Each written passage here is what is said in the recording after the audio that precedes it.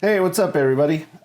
We are here today with the newly released Battle of Hoth, Prepare for ground assault. which is the first. From what I understand, it's most likely going to be the first in the Galactic Battles series of games. This is based off. This is from Days of Wonder, based off of Memoir 44, I believe is the name of the game. Personally, I've never played it. I've heard it's really good. And it sounds like this is, for the most part, a Star Wars skin of that game. So, like I said, it's from what I hear, it's a good game. So I'm excited to give this a shot here in the future. Kurt, I think you've kind of read through the rules and stuff. What did Just you a sort little. of think? Yeah, I mean, it looks interesting. It seems in some ways kind of simple, so it seems like your turns probably play pretty quickly, but at the same time, there's a lot of depth, I think, when you look at the different types of units and different commands. So I think, and different scenarios. So I think there'll be a lot of replayability, I hope. Yeah, I'm looking forward to giving this a try, and we are going to be in the future having some gameplay For and review videos. But for today, we're just going to crack open the box. We're going to see what all's in here and just take a look at what we got. So yeah, like we said, this is Battle of Hoth. According to the box, we've got, you can have age 8 plus, 2 to 4 players. I think you said the 4-player stuff. Did that require 2 boxes, or was there? You mentioned something with a 2-box scenario. Yeah, I think there's 2 different ways. I think you can just have one team controlled by 2 people, so you can even do 3-player if you do 1 versus 2. But then there's also an epic mode where we use the back of the board and combine 2 boards into a giant one. But I didn't get super into those specifics, so I think there's a lot of options. Yeah, and it does say 30 minutes to play, which I'm not used to playing games quite that short, to be honest. So it's going to be interesting to see how. Although I guess I'm curious to see how accurate that is. But the Mandalorian Adventures missions, I bet you those are fairly short too, probably about a half hour or so. Yeah. Let's see, designed by Richard Borg / Adrian Martineau. So I wonder if Adrian Martineau is the guy who designed the original, and Richard Borg did Battle of Hoth. Yeah, could be. Version here. See, we've got a rule book and a scenario book in here right away when we crack it open.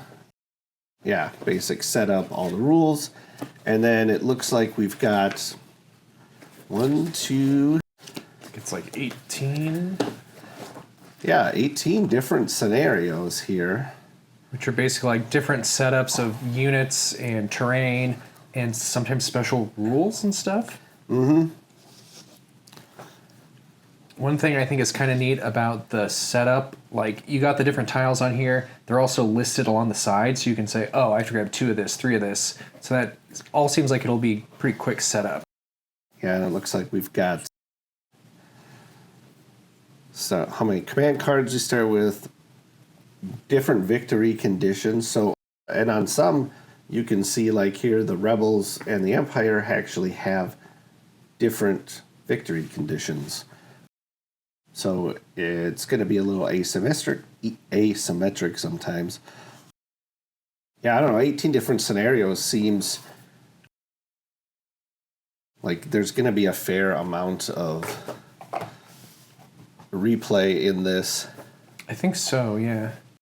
And it's not an overly thick rulebook, 12 pages altogether.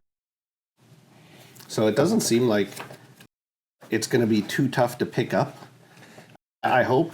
It seems like the core rules are simpler than like Outer Rim or Rebellion. So, yeah, these are, looks like we've got sort of player reference cards, reminder cards. The units, they kind of each have different ranges and movements and number of dice. They're each damaged by different results on the dice.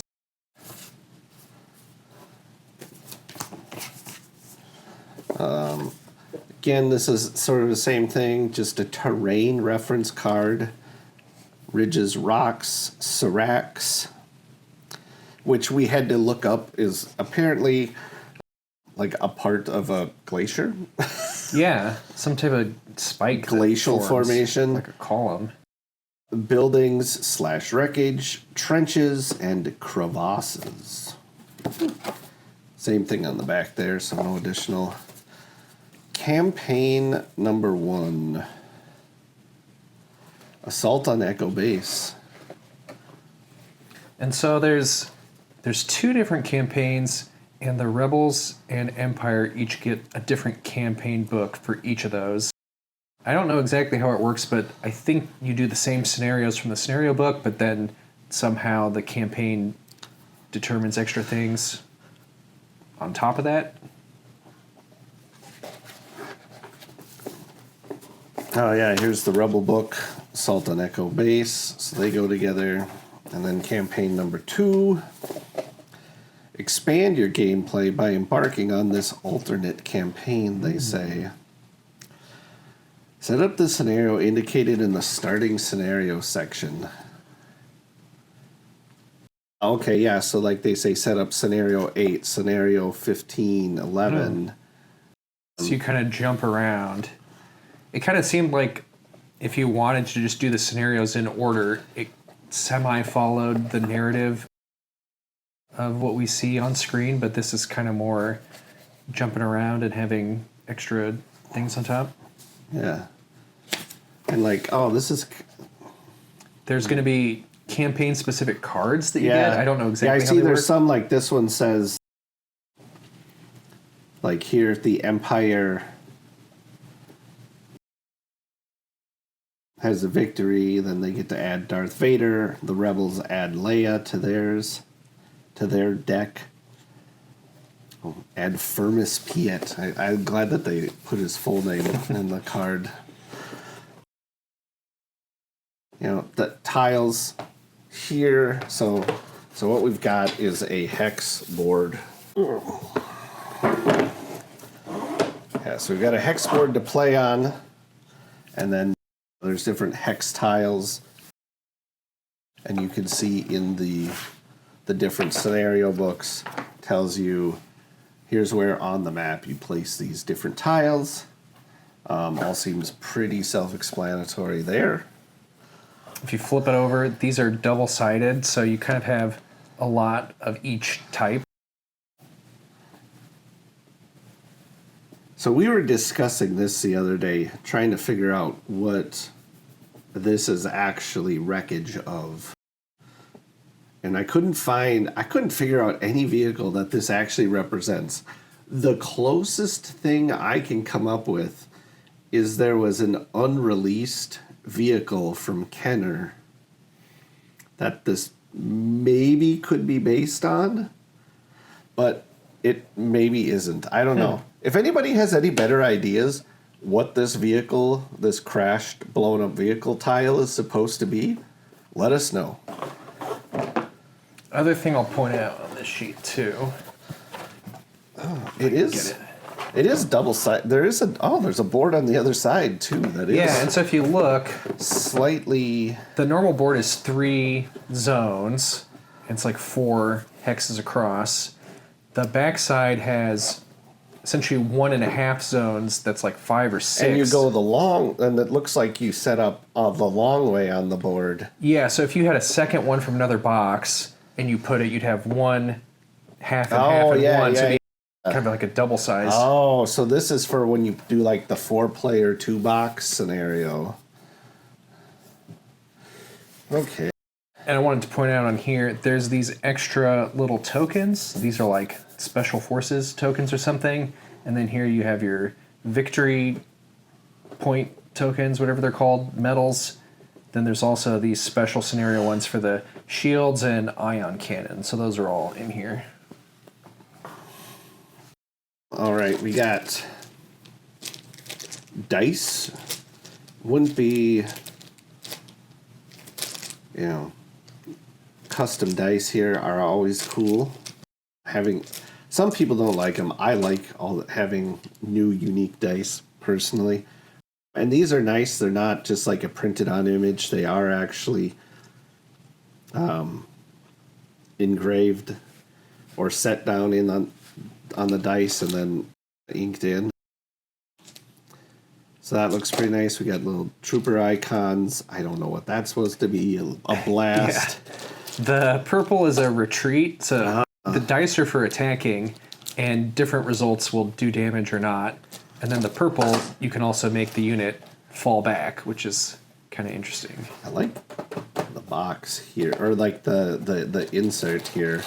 What the heck are these?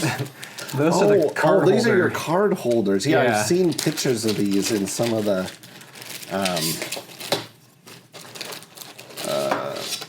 promo photos. Yeah. Oh, okay. So they lock together like this, is it? Yeah. Yeah. So you can have.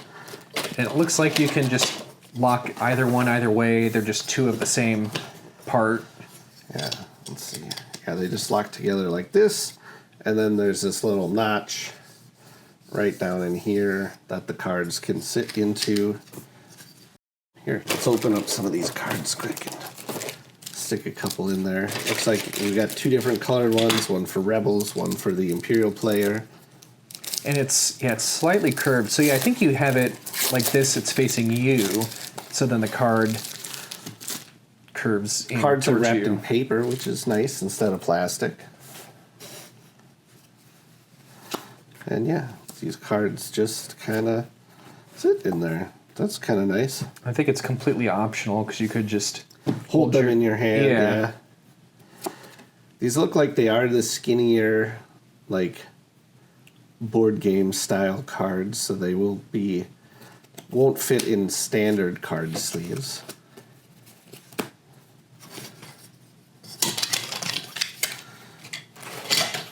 And if we look at this deck a little bit, there's like Imperial and Rebel command options that you draw that's like activate this many units in this zone. Sometimes it's like, they get extra dice or go faster or different things Order like that. 3 units of your choice. Order all infantry units in one section. Yeah, the art on this is nice. It's kind of it's like got that little bit more realistic style that some of the old Fantasy Flight board games and stuff would have. And if you look, these ones you're at now are your leader this does cards. specifically say Veers on it. This one says Piet. And so each faction has 3 leaders that each have 3 cards. And I think in a non-campaign, I think you can just be like, we're using the leaders or we're not using the leaders, basically. Or I'm going to pick this leader, and they get shuffled in.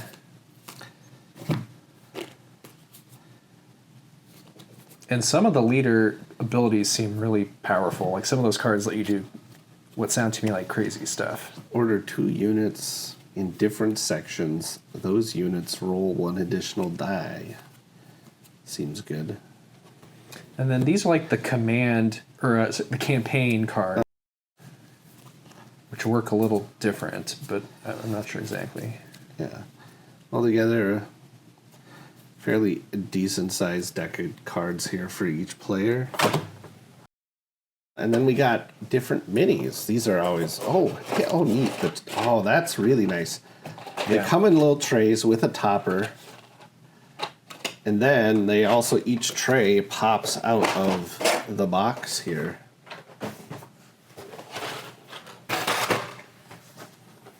Oh, this must be, I wonder, you can put, that's supposed to be, you can put the dice in there and then have this for cards? This seemed like where you want to put the hexes to me, because those don't really fit anywhere else. Yeah.